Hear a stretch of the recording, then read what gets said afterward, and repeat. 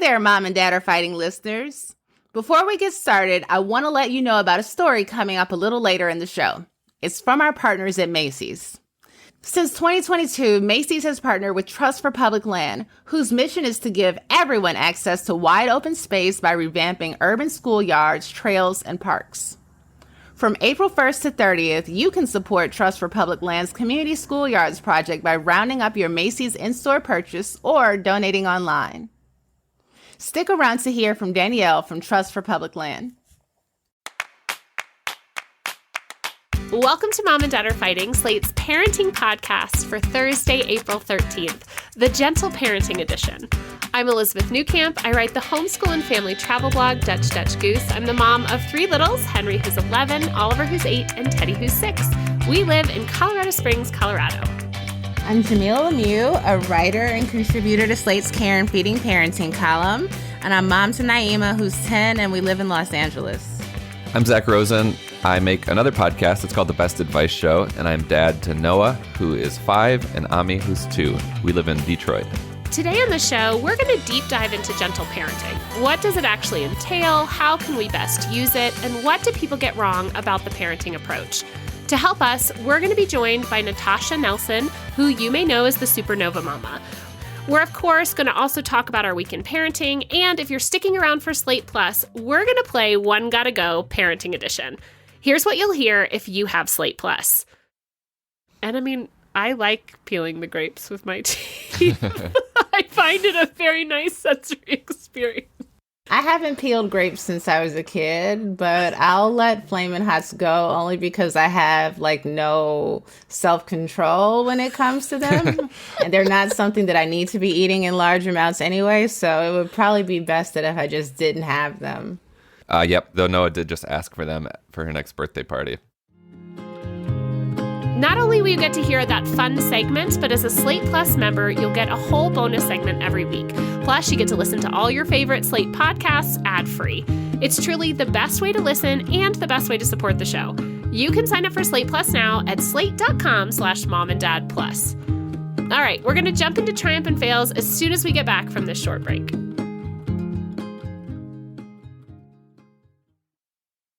This episode is brought to you by KiwiCo. I love family game night. It is so fun to get the whole family together and have a chance to just sit down and do something together. No phones, not worrying about routines or what needs to happen. But honestly, sometimes it's hard to find a game that we all want or to do things that everyone is engaged in. Well, KiwiCo is defining the future of play by making it engaging, enriching, and seriously fun. Henry just completed the coolest project. He made a mini vacuum cleaner. It works not only to pick up crumbs from the dinner table, he's also used it to pick up perler beads from the ground and Legos. It has these big sweepers. Plus, you guys, you don't have to go shopping for all the pieces. It's so great. It all arrives at your door, and then you can do your project as a family. Redefine learning with play. Explore hands-on projects that build creative confidence and problem-solving skills with KiwiCo. Get 50% off your first month plus free shipping on any crate line using the promo code MOMANDDAD. That's 50% off your first month using the promo code MOMANDDAD. You may know Kelly Ripa from hosting the Live with Kelly and Ryan show for the last 20 years. Now you can get to know her in a whole new way by listening to her podcast, Let's Talk Off Camera with Kelly Ripa. The weekly podcast will transport you inside the unfiltered mind of Kelly Ripa. In each episode, Ripa will dive deep into her life and candidly discuss her marriage, motherhood, career, and how she manages to juggle it all in the public eye. Kelly will talk about everything she could never say on camera. It'll be unfiltered and deep, but most of all, fun. Joined by a rotating group of friends like Matthew McConaughey and Kate Hudson, Kelly dives into a wide range of topics. They'll talk about everything from crazy fitness trends to sex tips, all with humor, heart, and tenacity. So whether you're a longtime Kelly fan or just looking for a great new show, this podcast is perfect for you. Listen to Let's Talk Off Camera with Kelly Ripa every Wednesday on Apple, Stitcher, or wherever you listen to podcasts. All right, we're back. Jamilah, what have you been up to this week? Well, Naima and I went and saw New Edition this weekend. How many times is this for her? I saw your Instagram story. I was like, oh my gosh, I didn't even know this was happening. If we count the time that 4 of them were touring together without the rest of the group, this will be Naima's 4th time seeing New Edition. What a super fan. This is the first time she didn't get to meet any of them. Like, when we went to the BET Awards, we were, like, invited backstage to an event to meet them. And then when we went to the first show, I bought meet and greet tickets. And then the last time we went, we just ran into their manager in the lot, like, at the venue. And, like, she danced for him. And he gave us, Right. like, VIP access. So I warned her. I was like, Naima, you've had very charmed experiences with meeting New Edition. I think this is going to be just a regular evening at a concert. But it was great, and she really enjoyed herself. She's still into it. We had a good time. So she's happy. I'm happy. And I love that it's like still a thing. These 55-year-old men, she loves them. There's a really cute video of you panning over to her lip syncing and just smiling at you. It was so sweet. She was truly in her element. Were there a lot of other young kids there? I saw one other child. Okay. He was a little younger than her, so I don't know. That's really cute. I don't know if he was like just brought there by his parents or if he was a fan himself. But yeah, I was on the younger side for this audience. There are a lot of, older ladies there. That's so lovely. Zach, what have you been up to? I've got a great fail this week. So it starts last week when Ami, we hear the sound from his bedroom, the terrible, anguished throw-up sounds coming from his bedroom. So I go in there and he's got throw up just like all over like the side of his hair. And so I throw him in the bath. He's not feeling well, clearly has some kind of bug. And we bring him into our room. Half hour later, after I've changed the sheets and bathed him, of course, he throws up again. And an hour after that again. And it's just a rough night. And because of that, because he wasn't doing well, we kind of regressed on our pacifier weaning, which we had begun the week prior, doing something that we did with Noah as well when she was an addict, a pacifier addict, which is we do the wubbanubs, the pacifiers that are attached to the stuffed animals. Yes. Mm-hmm. Both of my kids just love them so much and they get so disgusting. You can't really wash them very well. And so Ami is to the point where we're able to talk to him and, give him an idea that, okay, we're going to start trying to not use the pacifier so much. And the way that we did it is every couple days we would donate one of his wubbanubs to a squirrel who needs it for their home. And so we went out with him and like put it out on the ledge in our backyard. I secretly swiped it, put it in my back pocket, and then we looked down from his bedroom and we're like, oh, look, the pacifier's gone. Must have been taken up to the tree by the mama squirrel. And he felt pretty good about that. So we were able to offload 2, maybe even 3 wubbanubs. But I didn't dare throw them away because, I don't know, I guess maybe I was anticipating what ended up happening is on the throw up night, I just wanted to give him some comfort. So I'm like, look, oh my gosh, Ami, look, I went downstairs and the mama squirrel gave the wubbanub back. And so I just gave him like, I think 2 of them back, 2 of the 3 back. So we went from him having just 1 left to now he has 3. And we were to the point also where he wasn't using them in the car. But since he was sick last week, he's regressed to now he's just 1 in each hand, 1 in his mouth, and he's just like living his best wubbanub life. And all the work we were doing has been basically negated. And then this morning he's doing much better now. This morning he was like, all right, I'm about to take my pacifiers to the car. I was like, Ami, no, like we're not doing that anymore. We talked about it yesterday too. I'm like, we're not doing it in the car anymore. You can still have it at night. And he was not having it. He was really upset, was wailing. And so I put him in the car. He was super upset and I caved. I didn't give him his wubbanub, but I was like, here, do you want TV? And so I just like, I think I needed to hold my ground just a little firmer. I think if I just would have been firm for 1 minute and put some music on, But I was just like, oh, my poor boy, he doesn't have his wubba-nubs. Let me give him something else to comfort him. So now he thinks that he's entitled to TV in the car, which I do not want to start as a trend. And so we're balancing vices, but I think we're close. I have a lot of questions about the squirrel. I don't judge you at all for giving the pacifier back. Why a squirrel? Why a tree? I think, well, his bedroom is right under this big black walnut tree. And I think we thought that he would find some comfort in the idea. We're not throwing it away. Like, we're giving it to a squirrel who needs it for I think maybe we even said for their nest. We're conflating all sorts of, animal habitats in our house. We don't know what we're talking about. But I think squirrels do. They build these nest thingies. Okay, great. Yeah, so they need a wubba-nub for their nest is what we've been telling him. I love that instead of just being like, I found a wubba-nub, you were like, look, the squirrel. The squirrel brought it back. Well, because I don't know. Why? Because he be wondering, well, I thought we gave this to the squirrel. Where did it come from? Am I giving too much credit to his 2.5-year-old logic? Squirrel used it? Yeah, he's not sanitation is not one of his main concerns. Hygiene is not on his radar If yet. you've seen where that wubba-nub has gone, God. He doesn't care about sanitation. I love this so much. Yeah, no, that's not a fail at all. I mean, the wubba-nub is there to provide comfort, and there comes a point in which you don't need it anymore. And obviously, he just wasn't at that point yet, Yeah. Well, I have it's a parenting win, but not for me, for my friend in the midst of my failure, I think. So we had friends flying in to go skiing, and we met them up in the mountains, and they had kind of a disastrous first day. They flew in from Atlanta, and their 11-year-old broke his arm on his first ski run of the day. Was in a sling and everything by the time we got up there.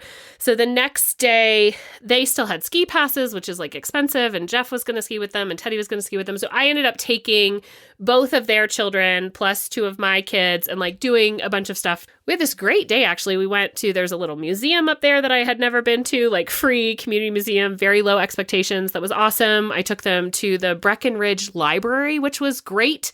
Had all that was nice. Things to do. Yeah, it had slides inside and scavenger hunts. It was really great. But it was kind of these kids stay up a little bit later than ours. It was Henry's birthday was the next day. So I would say like the end of Thursday into Friday, Henry just getting less sleep. Anytime we meet up with people who live somewhere else, because Henry has this autoimmune pandas thing, he starts to tick more towards flaring just because new biomes, new germs. So by the time it hit his birthday, he was kind of like a mess and held it together some, but ended up having this huge meltdown like we have not had in a long time. Screaming at us. We're in a very small condo. I had this terrible migraine. He comes into the room. He's yelling at me. After all this happened, I like kind of come out into the general seating area and I sit down and my friend walks over and is like, how is Henry doing? I'm like, oh, I think he's fine. He's going to lay down. And I sort of wanted to just like end the conversation because some people want to like rehash that like what happened and this. And it's like, I don't have the energy. And she just sat down and said, I just wanted to say that you handle like the kids with such grace in this moment. And you're so calm, like all of these things reflecting back to me that I did not feel like I was in the minute. And turned this day that I had felt like was like when I walked back out there, I was like, I just want to like hang out with everybody for like an hour and then I'm going to bed. Like this has just been too much of a day. And instead she turned it into this like wonderful moment of another mom just being like, you're doing this, you're awesome. You're, Henry's so lucky to have you as a mom. Like all of these great things that just really made my day so much better. So Catherine, you're an awesome friend. I think we need people close in our lives to tell us what they're seeing because it's so easy for us to forget all the progress we've made. In those moments, it's kind of impossible for us to even see it because we're just in it. So shout out Catherine. I know, so great. Well, on that note, we're going to take another quick break and we'll see you back here for our listener question. This podcast is brought to you by Slate Studios and Macy's. Hey, y'all, what's up? It's your girl, Ebony. I'm a writer, creator, and a change maker. And there's nothing like a powerful statistic to spur me into action. Did you know that 1 in 3 U.S. residents, including 28 million children, do not have a park or green space within a 10-minute walk of their home? Well, Macy's and Trust for Public Land are on a mission to change that. They're finding ways to connect everyone to the outdoors. It's Danielle's mission, too. I'm Danielle Dank, National Schoolyard Initiative Director at Trust for Public Land. We've been transforming empty and uninviting schoolyards into thriving learning environments that double as a park after hours. When you create a schoolyard and open it to the community, it welcomes the entire community into that school. It nurtures a much stronger connection. We work directly with the students to design their schoolyard. The students are the designers. They begin to think like landscape architects, civil engineers, architects, planners, and they see themselves as agents of change. We are thrilled to partner with Macy's. Their support of our work has helped us to strengthen existing schoolyard programs and help to start new programs. Now's the time to help communities create parks where they're needed most. This April, when you round up your purchase at Macy's or donate online, you'll help fund Trust for Public Land's Community Schoolyard Initiative. Find out how Macy's is creating brighter futures for all at macys.com/purpose. I just found out really recently that when I was a toddler and I got sad, I would say to my mom, "I'm going to cry." And she would answer, "That's okay. Afterwards, you'll feel better." I learned this story through my mom's Storyworth subscription. I gifted it to her last year, and I think you should do the same. You can make Mother's Day extra special for your mom or mother figure this year. Give her a unique, heartfelt gift that'll truly make her feel special and loved. The gift of Storyworth. Every week, Storyworth will email your loved one a thought-provoking question of your choice, like, what's the bravest thing you've ever done in your life? Or, if you could see into the future, what would you want to find out?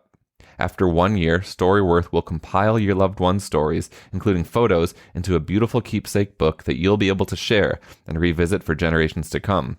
Like I said, I gave this to my mom last year, so we are just getting ready to print her Storyworth, which is really a book of a bunch of incredible stories I'm so excited to read and share with my kids.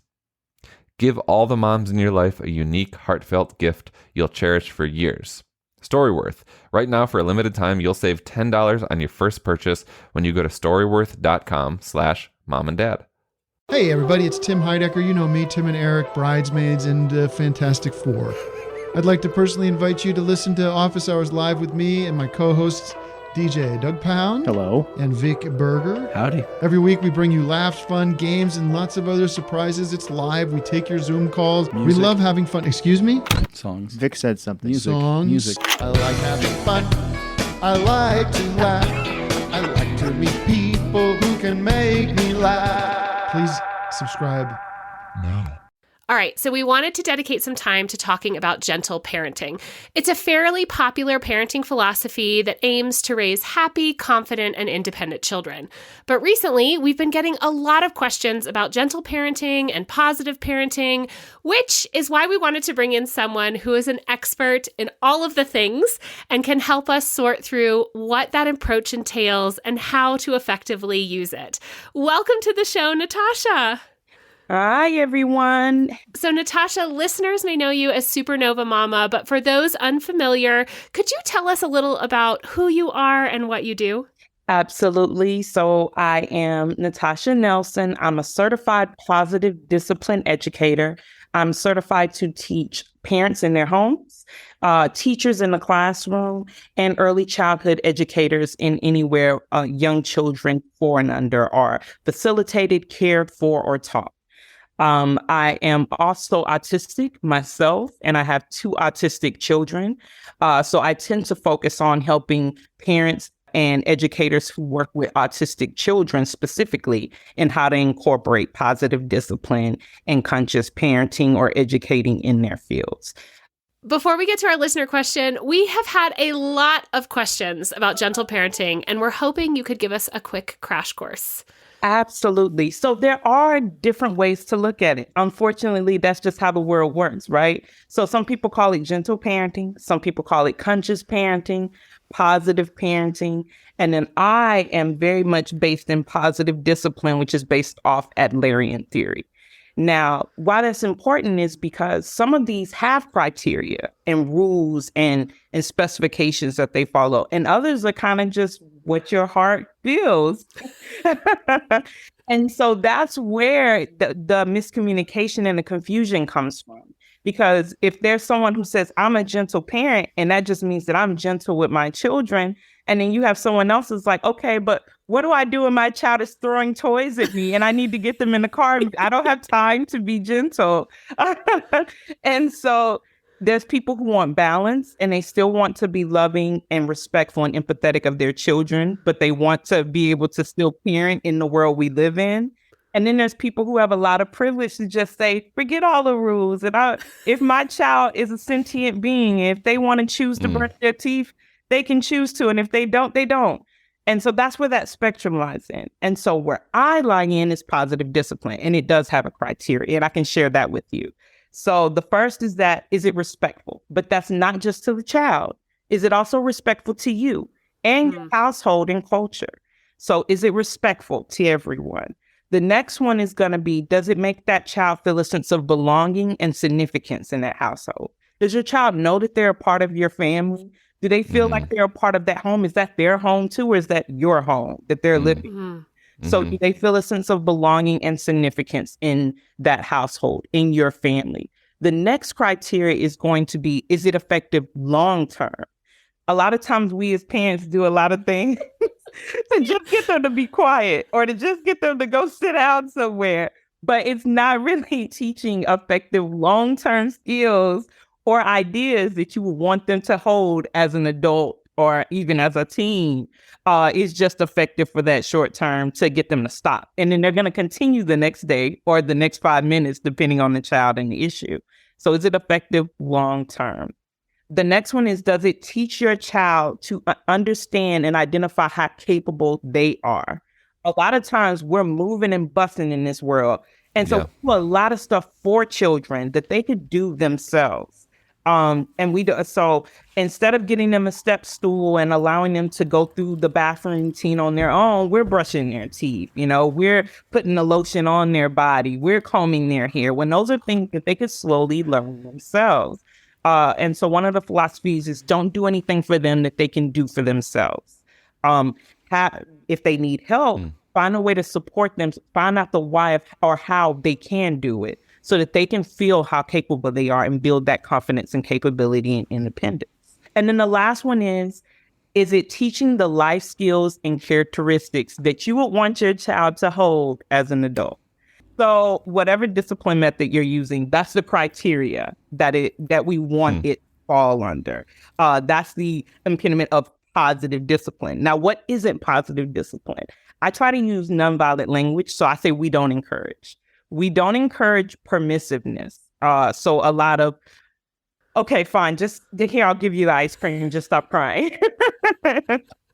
We don't encourage rewards for things that, like we said, we want them to be capable. So if they're put on their own shoes, we don't want you to give them a reward for putting on their own shoes. That's something that they're supposed to be doing. If they're doing outstanding, exemplary things, absolutely. But we don't encourage rewards for everyday things. We don't encourage shaming, blaming, guilting, pain, those type of discipline methods.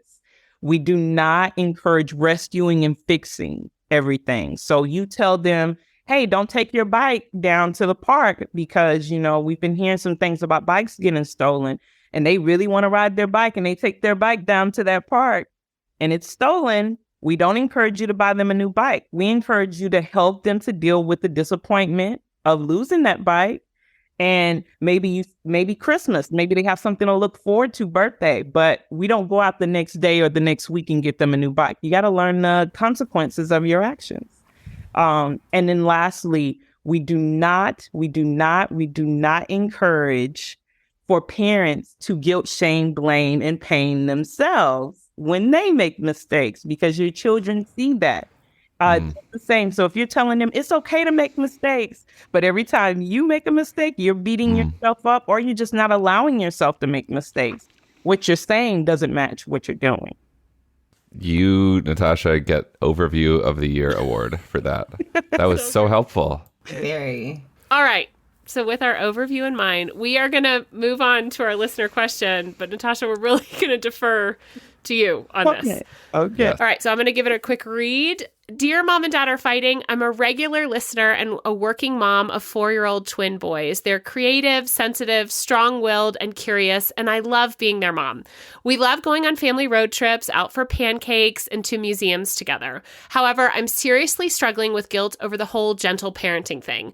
I fundamentally agree that acknowledging a child's feelings is key to helping them understand themselves and modeling empathy, but I also believe my kids are now old enough to learn that their words and actions have consequences. When one smacks the other or tells their dad they hate him, yes, they're still in a very mom-preferring crew, I tell them to check on the person they've hurt and apologize. If they suddenly decide they hate the pants they're wearing when we're leaving for school, I tell them I fully understand they feel that way, but we have to get out the door, even if it results in me carrying a kicking and screaming child into the car. I always acknowledge their feelings or help them name their feelings. You're feeling mad right now. But it usually does nothing to stop the behavior.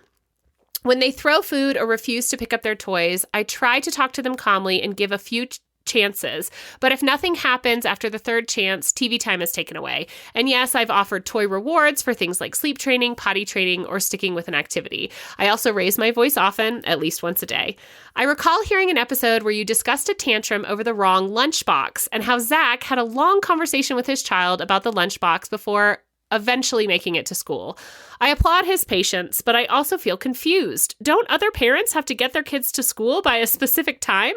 I truly wish I had the time to sit down and discuss my child's feelings over shoes or pants as we are leaving in the morning, but doing so would make us all late. Which brings me to my question. Is everything I'm doing a complete no-no? I'm by nature a fairly patient person, but when my kids make me mad, I tell them so. I say, stop right this second, or I'm very mad right now. I explain to them why I'm mad and I apologize if I yell, but I also think teaching boundaries sometimes means showing our kids that behavior affects others too. What bothers me about gentle parenting is that the parent is expected to remain endlessly cool and collected. The child is the only focus of an interaction involving two people, and if we divert from modeling endless patience, we are told we're messing it all up and passing on our own millennial traumas to the next generation. How should a parent find balance in this culture of parent shaming? Thanks in advance. Calling bull on gentle parenting. All right, Natasha, I think there's a lot here. That's a great question. I call bull on gentle parenting. I'm not the best person here. It's why you don't hear me say I am a gentle parent. It's why you hear me say I practice positive discipline. I do feel like gentle parenting is very everything has the overtones of white supremacy, capitalism, those type of things. And so it's one of these you have to be perfect things.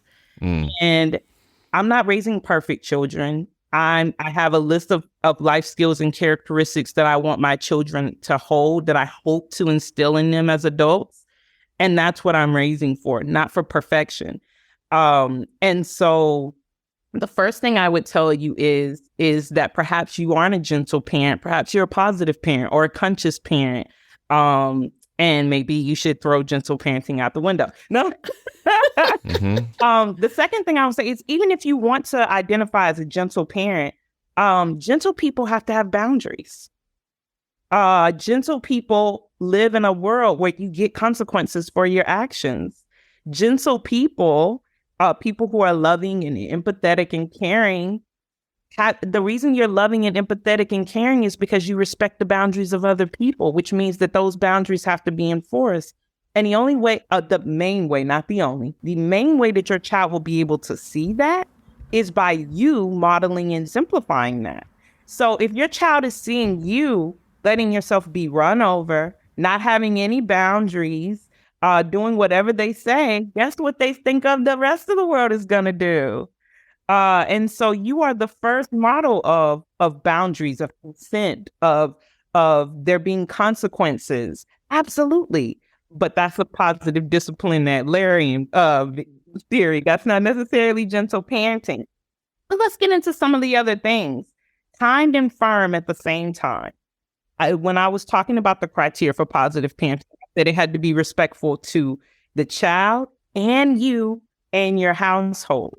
So sometimes you are going to have limits and boundaries but here's the thing, your child is important and they should have a word. So why not sit down and talk about those rules and boundaries? Have those be specified. So in this household, how about we pick the clothes that we're going to wear for tomorrow the night before? And if you don't like what you picked the night before, you have until this time to change your mind. And after this time, that's it. And we're wearing whatever we're wearing to school, right? So having some limits and boundaries on choice, because they are still children and you are guiding and nurturing them. They're still learning the world. They're still exploring. And you, as the parent, the guide that has had all of this experience, you're helping them, but you're still allowing them to be a person and have autonomy and choice, but you're also teaching them the limits and boundaries and consequences of the world, because the world does have those things. I also say that positive discipline is not just about what you do in the moment. So we're not looking at just how do I deal with this tantrum. We're looking at how do I mitigate these tantrums?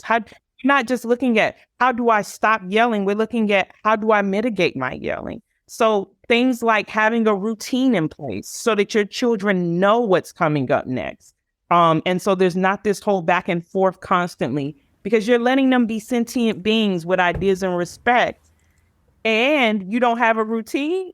You're just the wild, wild west over there. You're like crazy. They'll ask me all types of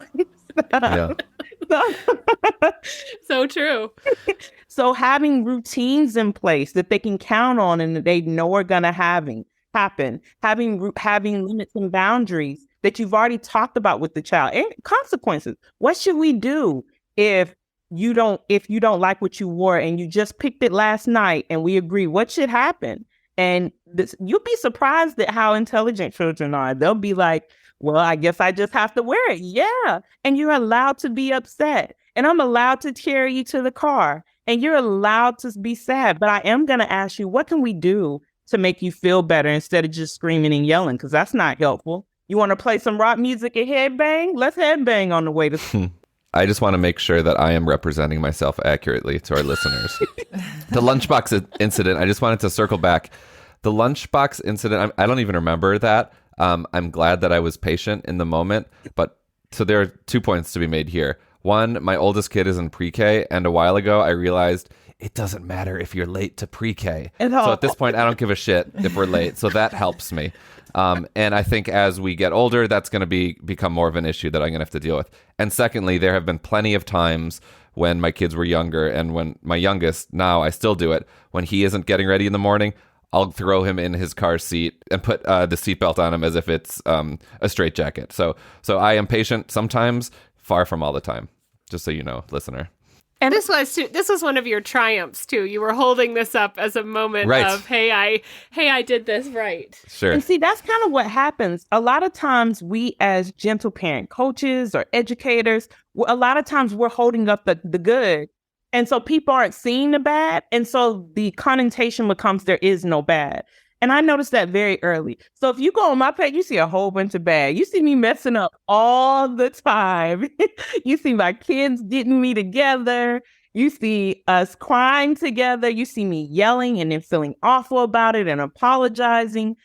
Because I noticed that every other account is just all good and fairy and beautiful. And so then people think they can't do it.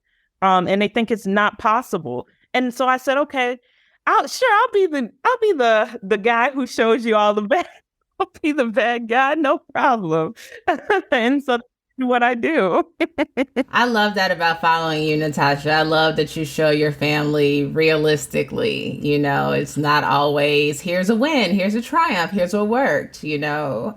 I think for the person who wrote this letter, they need to disengage from some of the content that they're taking in, because if they're feeling, you know, this culture of parent shaming, quote unquote, like I don't experience much parent shaming, you know, and I think part of that is because I'm not putting myself in spaces where, I mean, don't get me wrong, there are people, you know, someone could say something to me in the street, it just doesn't happen, but I'm not saying I'm immune to it, but I think that like a lot of people feel shamed by the messages in gentle parenting content because it's always the wins, as Natasha was saying. You know, it's always when things are going well. So it looks like, oh, these people are really succeeding at this thing. They're doing it so well. And I, you know, like my parenting just doesn't measure up to that. So you feel shamed and you feel, insecure or frustrated or just disgusted that these people are promoting something that's not coming to you as easily. And I think you need to look away from some of that. Follow Natasha.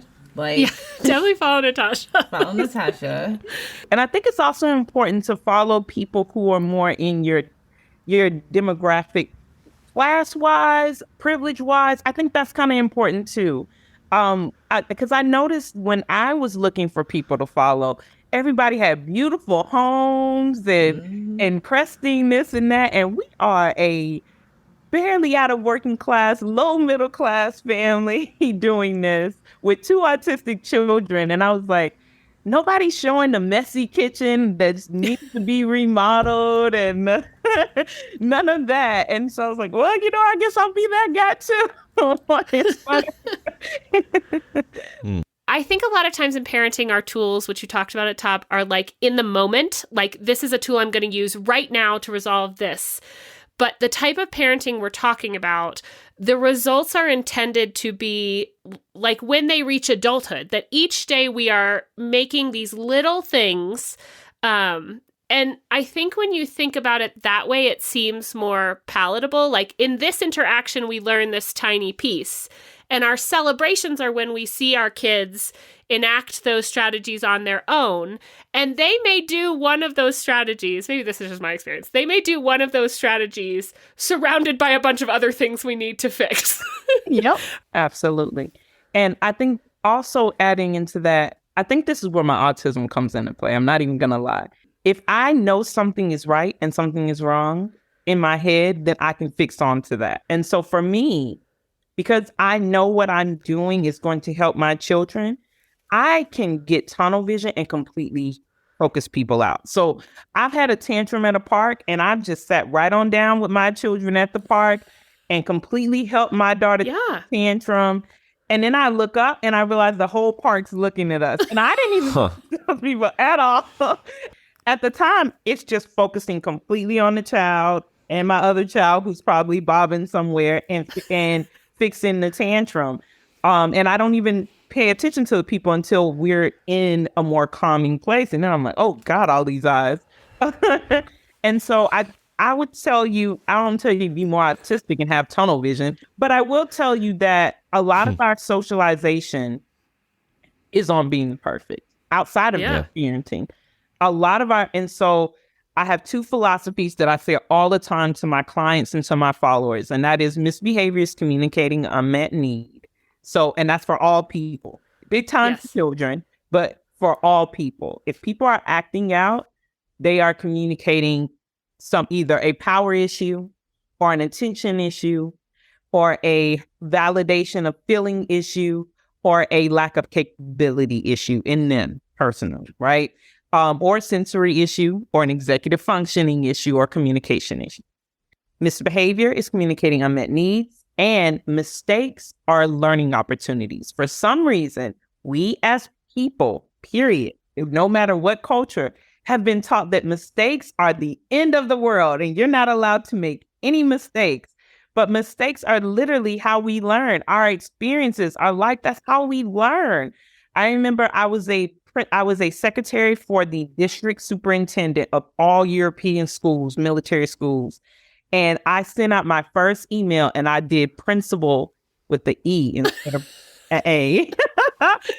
And I was so embarrassed. I couldn't believe I did that. I was just like, I'm going to get fired. What if I do? It was my first day. Nervous anyway. And the vice superintendent laughed and she said, I bet you won't ever do that again. And she was not wrong. I never did it again. I was so careful with making sure that I never did that again. And so mistakes are learning opportunities. But we hold on to it. And then because we hold on to it and think we're supposed to be perfect, instead of just admitting that it's a mistake, taking responsibility and looking at how to go forward, we'll lie, we'll deny, we'll make excuses, we'll blame others. So true. We'll just completely disassociate, pretend it didn't happen, just to avoid a mistake. But it's okay to make mistakes.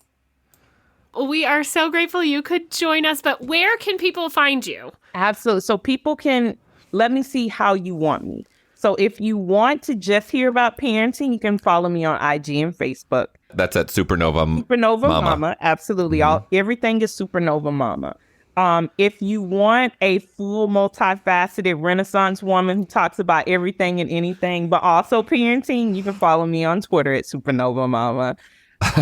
And if you're wanting to get some of my services, such as my specific workshop for autistic parenting and incorporating positive discipline into parenting with children who are neurodivergent, or my 8-week course that fully lays the foundation for you to figure out how positive discipline works in your household, then you can go to supernovamama.com, and all of my information and workshops and products are there. Well, calling bull on gentle parenting, thank you for writing in. Hopefully some of our advice helped. And for listeners out there, if you've ever experienced a similar parenting challenge, how did you handle it? We would love to hear your advice and questions. Please reach out to us at momanddad@slate.com or leave us a voicemail at 646-357-9318. And that's it for our show. If you liked what you heard today, please subscribe to the show and give us a rating and review, or better yet, tell a friend about us. That helps us expand our lovely little community. This episode of Mom and Dad Are Fighting is produced by Rosemary Belson and Maura Curry. Alicia Montgomery is VP of Slate Audio. For Zach Rosen and Jamilah Lemieux, I'm Elizabeth Newcamp. Thanks for listening.